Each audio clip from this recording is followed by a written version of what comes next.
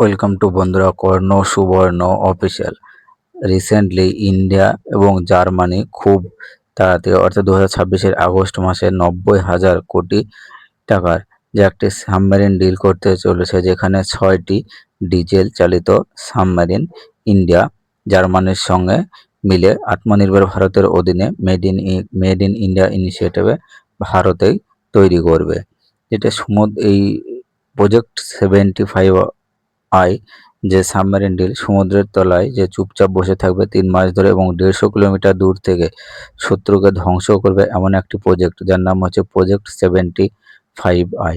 বর্তমানে ইন্ডিয়ার কাছে 16টা সাবমেরিন রয়েছে এবং সামনের যে 10 বছরের মধ্যে টোটাল যে 6টা নতুন সাবমেরিন ইন্ডিয়ায় যুক্ত হবে, অর্থাৎ ইন্ডিয়ান যে submarine boost 6 new submarine coming, অর্থাৎ ভারত নতুন প্রত্যেকটা সাবমেরিন হবে ডিজেল চালিত এবং এআইপি থাকবে ইন্ডিজিনিয়াস ডেভেলপমেন্ট এবং অ্যাডভান্স এআইপি সিস্টেম এবং নেক্সট জেনারেশন। তার সাথে হচ্ছে স্টেলথ হবে প্রত্যেকটা, যে ফাইটার জেট হবে স্টেলথ ফাইটার জেট। এখানে যেটা রিশেপিং যে জিও পলিটিক্যাল যে ইকুয়েশন, অর্থাৎ এই যে প্রজেক্ট ভারত মহাসাগরে ইন্ডিয়ার যে স্ট্রেংথ বা শক্তিকে আরও বেশি প্রভাবিত করবে। কারণ আমাদের অর্থাৎ এই যে প্রজেক্ট 75I কেমন দরকার ছিল, তা হচ্ছে ইকোনমিক এবং স্ট্র্যাটেজিক ইকো সেন্সিটিভ যে জোন সেটাকে পুরোপুরিভাবে সুরক্ষিত রাখা। ঠিক আছে, তো এবারে আমরা দেখবো যে ইন্ডিয়ান যে সাবমেরিন বিল্ডিংয়ের দুটো প্রজেক্ট আছে। প্রজেক্ট 75 যেটা 1999 সালে লঞ্চ করা হয়েছিল, আর প্রজেক্ট 75I এটা 2026-এ হতে যাবে। তো এই প্রজেক্ট 75I এর মধ্যে অ্যাডভান্স যে সাবমেরিন সেগুলো পাবো, যে বিশেষ করে এআইপি সিস্টেম এবং তার সাথে সাথে রয়েছে স্টেলথ ফিগার এবং হাই এবং টেকনোলজি মেড ইন ইন্ডিয়ায় প্রজেক্টগুলো তৈরি করা হবে। ব্যাকগ্রাউন্ডটা যদি 30 বছর আগে 1999 সালে তৈরি করা হয়েছিল যে প্রজেক্ট 75, যেটা পুরোপুরিভাবে ট্রান্সফার অফ টেকনোলজি এবং স্করপিয়ন ক্লাস সাবমেরিন ছিল। ইন্ডিয়া এবং ফ্রান্স জয়েন্টলি এই সাবমেরিনগুলো ডেভেলপ করেছিল। আর বর্তমানে প্রেজেন্ট যে সাবমেরিন সিস্টেম রয়েছে তার নাম হচ্ছে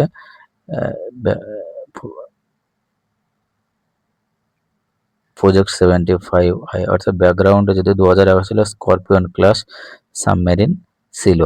এখানে টোটাল যেটা আইএনএস কালভেরি, আইএনএস কান্দারি, আইএনএস কার্নাজ এবং তার সাথে সাথে আইএনএস ওয়াসাগার যে রিসেন্টলি 2022-এ ইন্ডিয়ান নেভিতে ইন্ডাক্ট হয়েছে, এই কোড সাবমেরিন ইন্ডিয়ান নেভিতে যুক্ত হয়েছে। তার সাথে আছে যেমন হচ্ছে আইএনএস ভাগীর, এগুলো নিয়ে প্রত্যেকটাতেই বর্তমানে ইআইপি সিস্টেম লঞ্চ করা হয়েছে। ইআইপি সিস্টেমের মাধ্যমে সাবমেরিন 3 মাস জলের তলায় থাকতে পারবে, মানে উপরে না এসেও থাকতে পারবে। তো মেন যে ফিচার্স গুলো যেগুলো জিওপলিটিক্যাল রিশেপ যদি বলা যায়, এআইপি ইন্ডিপেন্ডেন্ট যে প্রপালশন সিস্টেম, যেটা ইন্ডিয়ান যে ডিফেন্স রিসার্চ অর্গানাইজেশন ডিআরডিও তৈরি করেছে এবং স্বদেশীভাবে এই যে প্রজেক্ট সেটা তৈরি করেছে।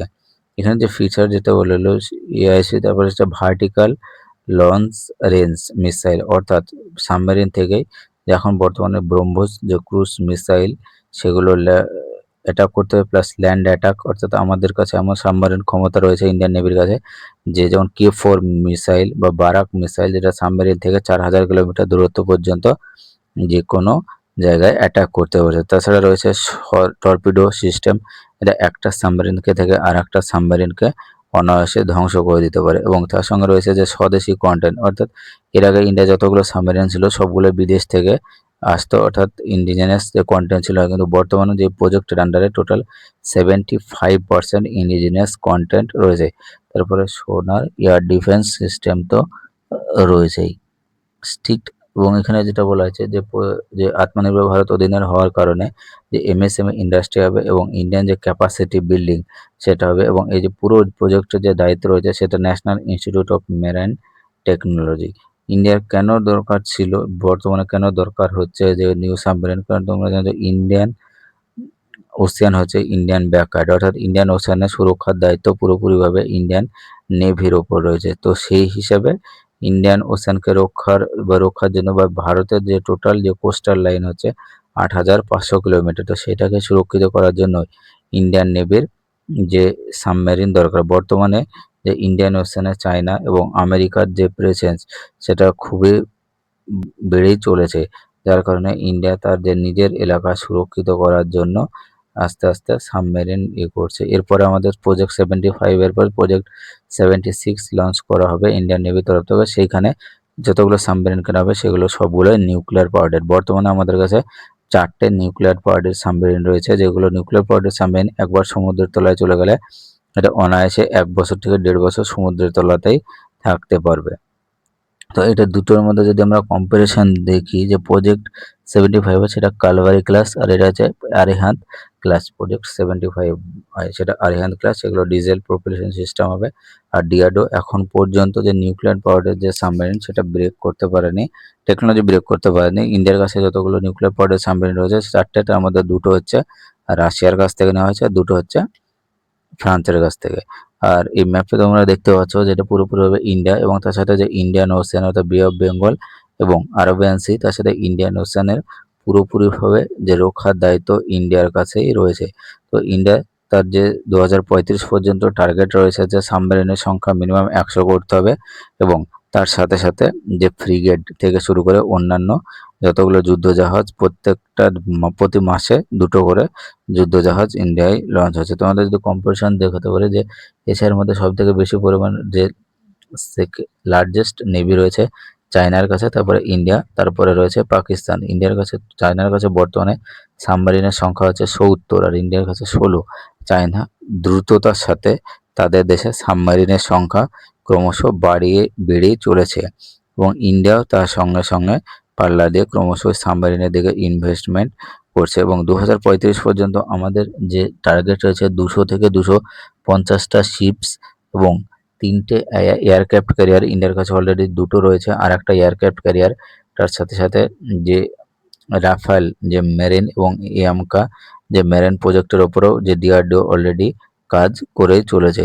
তার সাথে সাথে ইন্ডিয়ান ওশিয়ান যতটা সিকিউর হবে পুরো বিশ্ব বাণিজ্য তত সুন্দর এবং সুগম হবে। আর সেই দায়িত্ব নিজের হাতেই তুলে নিয়েছে ইন্ডিয়ান নেভি। এইটুকু, এটা শুধু সাবমেরিন নয়, ইন্ডিয়ান ওশিয়ানের একটা ভারসাম্য এবং সমুদ্রের নীরব ঘাতক অর্থাৎ সাবমেরিন কিলার। চায়না এবং পাকিস্তান ও আমেরিকার যে সাবমেরিন খুব সহজে ইন্ডিয়ান যে ওশিয়ানে প্রবেশ করতে পারবে না। বন্ধুরা, ভালো লাগলে চ্যানেলটিকে লাইক এবং সাবস্ক্রাইব করে দিও।